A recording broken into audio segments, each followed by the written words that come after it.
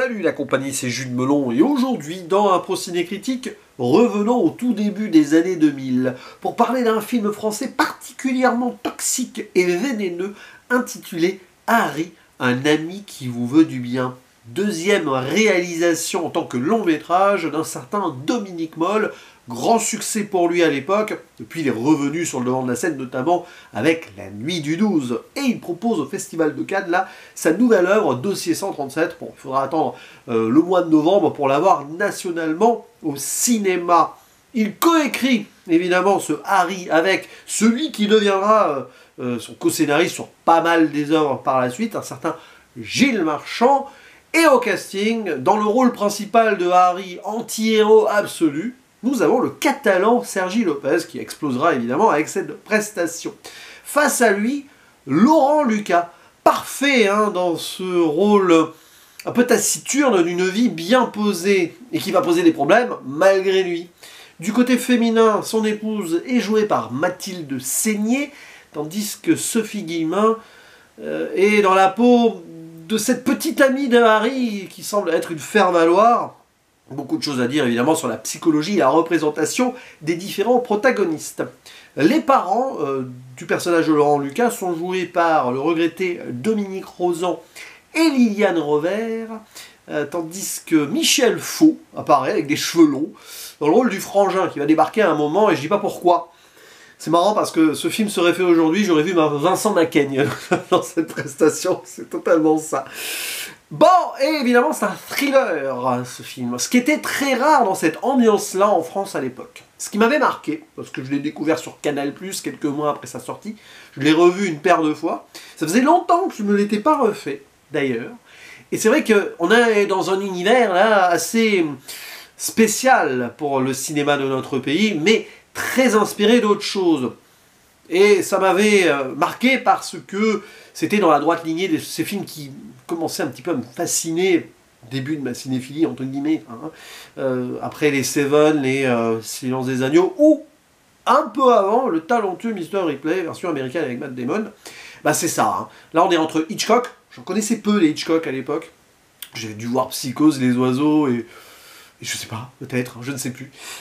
Cette idée-là, donc, y compris un peu dans la musique, et les romans de Patricia Highsmith, que j'ai lus depuis, mais à travers donc ce film Mr. Ripley, parce que c'est ça, Harry, c'est un Mr. Ripley, autrement, mais dans cette idée de perversité absolue, de poison qui vient s'immiscer dans la vie de gens qui n'ont rien demandé, mais au final, qui vont être confrontés à leur propre réalité, ou à une réalité qu'ils ne voulaient pas voir.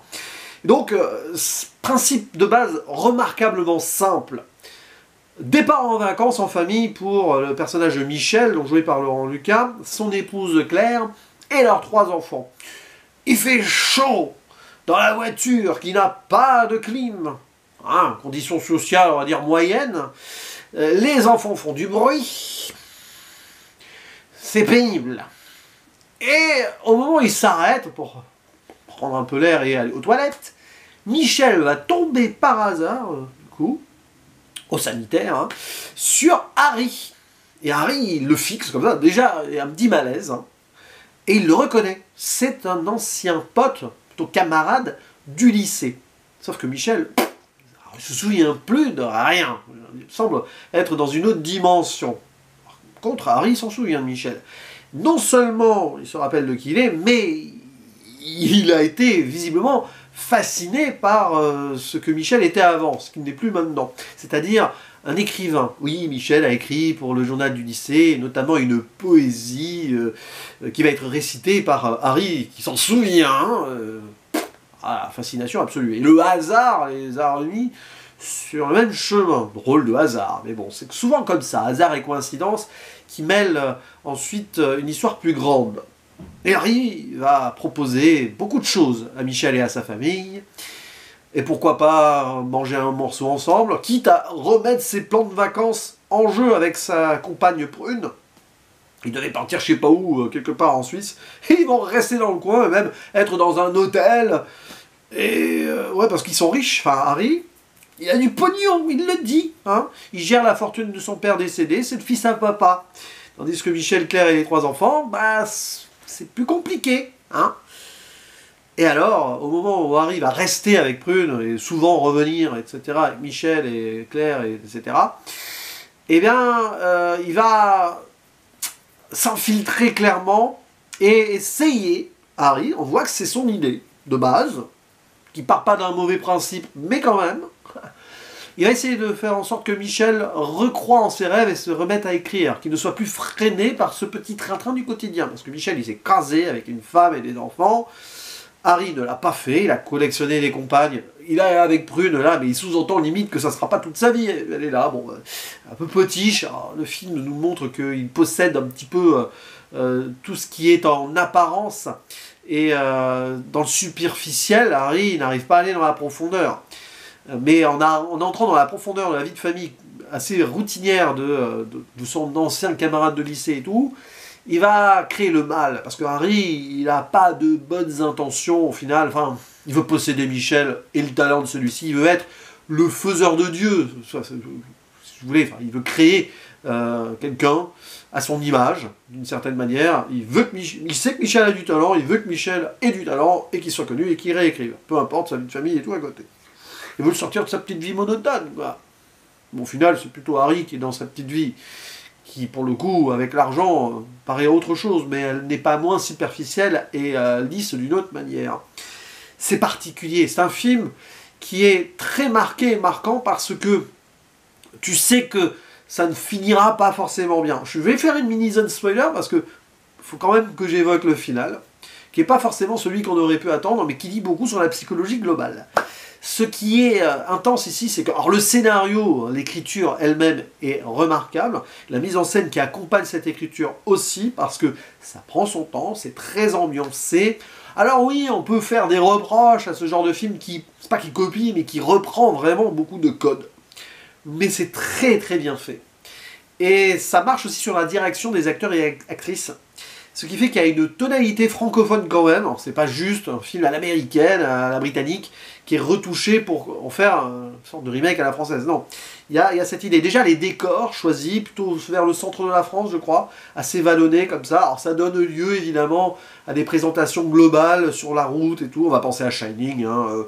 Je pense qu'il y a une des influences à un moment. Alors c'est pas un plan au drone à l'époque, mais plutôt hélico, quoique début des années 2000, je ne sais pas la technique, mais ces idées que on isole un peu tous ces personnages comme s'ils étaient au milieu de nulle part. Hein.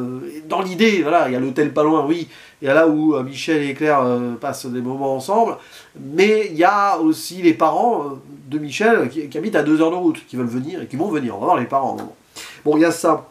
Les intérieurs, les huis clos, les moments à table, les moments en voiture, les plans qui vont avec, plan Hitchcockien, un moment de Harry qui regarde tel un voyeur, en fenêtre sur cour, mais directement, paf, à travers la serrure de la porte, et le placement de chacun et chacune à des moments très pertinents de ce qui peut être dit ou les non-dits, parce qu'il y a des choses qui sont dites frontalement, notamment par Harry, qui tisse sa toile, hein, clairement.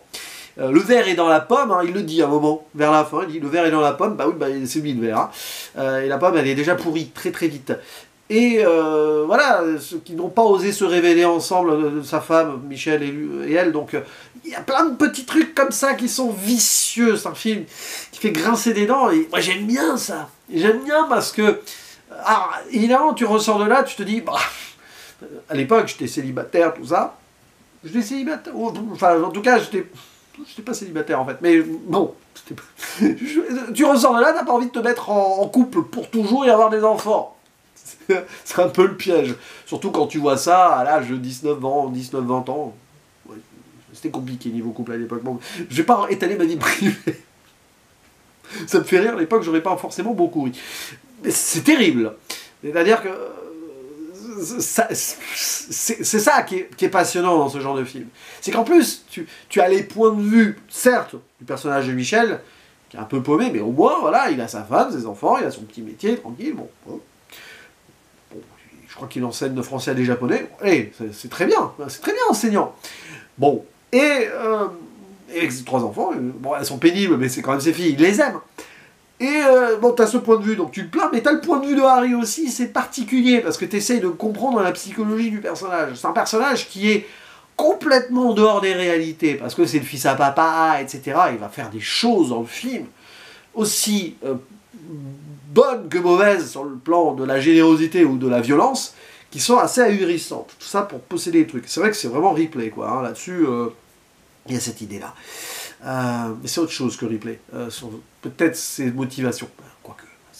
Voilà, l'idée de possession. Se dire, voilà, j'ai quelque chose qui est dans la ligne de mire, je veux l'avoir. Hein. Pervers narcissico-toxico, possessif. C'est un trait de psychologie qui existe hein, dans l'humanité. Et alors, ouais, tout se construit, se déconstruit tout le temps. Et il y a l'importance des personnages autour aussi. Bon, l'épouse, Claire, qui est très patiente, je trouve, mais qui est très digne aussi. Très bien, Mathilde Seigner, d'ailleurs. Et la pauvre Prune, jouée par Sophie Guillemin, ça fait de la peine. Voilà, ça fait de la peine. Elle s'attache à quelqu'un juste par superficialité. Et, bah, c'est aussi une autre forme de dénonciation de la société. Faire attention aux apparences, de toute façon, quelles qu'elles soient. Et les parents, terribles les parents de Michel, parce que tu comprends que Michel, il est là, mais en fait, il n'est pas heureux, Michel, mais il s'en rend pas compte, ça fait partie de ses vies, vous savez, vous êtes en couple avec des enfants, tout va bien sur le papier, vous réussissez les choses, mais vous êtes peut-être passé à côté d'autre chose, lui, de son travail artistique. Et on sent qu'il a été brimé par le père et la mère, qui sont toujours ensemble, hein, pas de problème, mais ils ont une autre forme de possession, ils prennent toujours à témoin le fils quand ils se disputent. Voilà, des petites disputes comme ça. Il va voir ses parents, il essaye de les protéger, mais en fait il s'en sort jamais vraiment, il n'a pas forcément coupé le cordon, parce que les parents très possesseurs d'une autre manière, très intrusifs aussi, ils ont refait la chambre, non la salle de bain en rose, ça n'a aucun sens. Pourquoi pas hein. Et à un moment bah, il va voir les parents, et comme il est l'ancien dentiste, le père, il va se faire quand même refaire un petit check des dents comme ça, c'est pénible, voilà. Vous avez peut-être des parents comme ça qui veulent bien faire. D'ailleurs, tout le monde veut bien faire dans le film en soi. Hein. Tout le monde veut bien faire, vivre sa petite vie. Et derrière, sur les faux semblants, ou pour qui on fait les choses, pour soi-même ou pour les autres. Toujours se poser cette question quand on voit ce genre de choses là. Hein, mais bon, après il ne faut pas être parano. Et ce genre de film, justement, c'est un petit peu de problème. Mais c'est ça qui est fort. Mais derrière, l'important c'est de prendre sa vie en main, décider pour soi ce qui est bien pour nous. Et pour nos proches aussi, mais avant tout pour nous, parce que si on n'est pas bien avec soi-même, on ne peut pas être bien et juste avec ses proches, et on ne peut pas gérer tout le temps, et après ça donne lieu à des problèmes. Donc c'est un film qui est d'une psychologie là-dessus. Il y a le frère qui débarque à un moment aussi. Ouais. Et alors, spoiler, j'y vais maintenant, parce que sinon, hein, je tourne en rond. Bon, Harry, qu'est-ce qu'il va faire il va se rendre compte que Michel est brimé, donc il se débarrasse des parents. Alors, comme un cheveu sur la soupe, il y va en pleine nuit, suivez-moi, Michel a un problème, hop, sur la route, paf, il les pousse dans un ravin. Allez, ça c'est très téléphoné, mais c'est très thriller, ça colle bien avec l'idée en fait, d'une simplicité aussi dramatique, c'est clinique quoi, ce personnage Harry, il a l'air calculateur à fond, mais dès qu'il a une idée en tête, il va au bout du truc quoi. Il va se débarrasser du frangin aussi, mort hors champ, très intéressant, plan fixe sur la route et tout, j'ai crevé et tout, bah finalement c'est le frangin qui va crever, après on le voit dans le coffre, et c'est là que Harry commence à aller trop loin, oh là là le téléphone j'ai oublié de le couper, et puis après bah clairement il va ne plus rien cacher, c'est-à-dire qu'à un moment il va tuer Prune, donc sa compagne, parce que Michel avait sous-entendu que c'était un boulet, et t'as raison Michel c'est un boulet, et là il met face à Michel la réalité d'un meurtre en sous-entendant que ce serait Michel qui lui ait donné l'idée de tuer Prune. Donc mettre Michel face à la culpabilité. Et de culpabilité en culpabilité, c'est là où Michel décide de tuer Harry. Voilà, Harry a tué le père et la mère pour lui, il va tuer Harry, et après, c'est quand même Michel le criminel ultime, même si Harry, bon bah de toute façon, une fois qu'il est mort, il est mort. Et là, Michel, après, il est heureux, il est libre, il se libère. Alors qu'avant, il commençait à réécrire et tout, hein, un petit peu. Et aussi toute cette allégorie avec les œufs qui rapportent à la virilité. D'ailleurs, on les voit, c'est comme des cojones, hein, c'est huevos. Hein. Ça me rappelle le film Tardes de Soledad que j'ai évoqué là, sur la corrida d'Albert Serra il y a, pour vous, quelques semaines. Pour moi, c'est la veille, au moment où je fais cette vidéo. Cette idée de... Puis il est là, benga, benga, vas-y, va au bout des trucs et tout. Alors, huevos, et oui, les œufs, oui, écoute. Ouais, en fait, il a... Sur le plan trivial, il a repris ses testicules en main, mais à quel prix? À quel prix? Passé par le crime et la violence, qui a été distillé par ce personnage d'Harry. Et la fin, donc, c'est happy end. happy end, mais très très très dur, très, très rendu artificiel. De toute façon, la mise en scène n'est pas triomphante. Hein. Voilà, élévation vers le ciel, il en jugera à Dieu, si vous croyez à Dieu et tout, à la fin. Et l'idée aussi qu'il est passé dans une autre classe, parce que finalement il a accepté certains cadeaux de Harry, notamment le 4x4 climatisé qu'il lui a offert, aucun sens. Hein. Bon. 4x4 climatisé qui tranche avec la chaleur du début, et transpirant, là limite voilà, ils sont sur un nuage quand ils rentrent avec le vent dans les cheveux à l'intérieur, tout va bien, tout est paisible, parce que Michel maintenant, bah, il a enfin brisé certaines tensions préalables, mais alors... il est devenu Harry, quoi. Parce que c'est ça, Michel devient Harry, et Harry et Michel sont un peu les mêmes personnages. Je ferme la zone spoiler. Petite théorie qu'on pourrait faire sur la fin de cette zone spoiler préalable, qui est peut-être un peu plus loin, qui peut aller plus dans l'allégorie, etc., de certaines choses. Mais bon, sur le papier, frontalement, quand on voit le film, on est dans un thriller terre-à-terre, vicieux, direct, frontal, qui fait mal. Mais j'aime bien ce genre de film-là. Parce que Dominique Moll et Gilles Marchand maîtrise l'écriture, Moll la mise en scène qui va avec. Bon, c'est très clinique en soi, soigné et tout, mais ça colle avec la capacité que Harry a de s'insuffler un petit peu dans cette histoire, et aussi le côté train-train de cette famille qui va un peu voler en éclats quand même. Donc on est dans l'attaque clinique d'une normalité. Le film est donc dans une normalité clinique qui est évidemment de plus en plus attaquée dès que les choses se décantent. Et jusqu'au final, qui est quand même un petit contre-pied, mais qui en dit long, et qui est très incisif à sa manière. Donc, Harry, un ami qui vous veut du bien, tout ça pour dire que, oui, après les années, ça marche toujours autant. J'ai beau avoir vu d'autres métrages depuis, que je pourrais trouver celui-ci peut-être un petit peu trop carré sur certains points, bah ça fonctionne, parce que c'est assumé de A à Z, c'est très bien imbriqué et tout, c'est très bien dirigé au niveau des actrices et des acteurs, ils sont tous très bons, même Laurent Lucas, il joue parfaitement le gars, faussement posé dans sa vie, mais quand même paumé. Parfait là-dessus. Le choix des actrices et acteurs est génial sur ce point. Et après, bah, oui, ça reste un classique, quoi. À voir et à revoir, à découvrir, hein, si vous ne l'avez pas encore fait. En attendant le prochain, voyez La Nuit du 12 aussi. Mais bon, il y avait Seules les bêtes que j'ai vu, peut-être un peu moins accroché, mais je lui redonnerai une chance. Et voilà, il a sûrement fait d'autres très belles œuvres, Dominique Moll. Allez, à vous la parole en commentaire, et je vous dis à la prochaine. Ciao!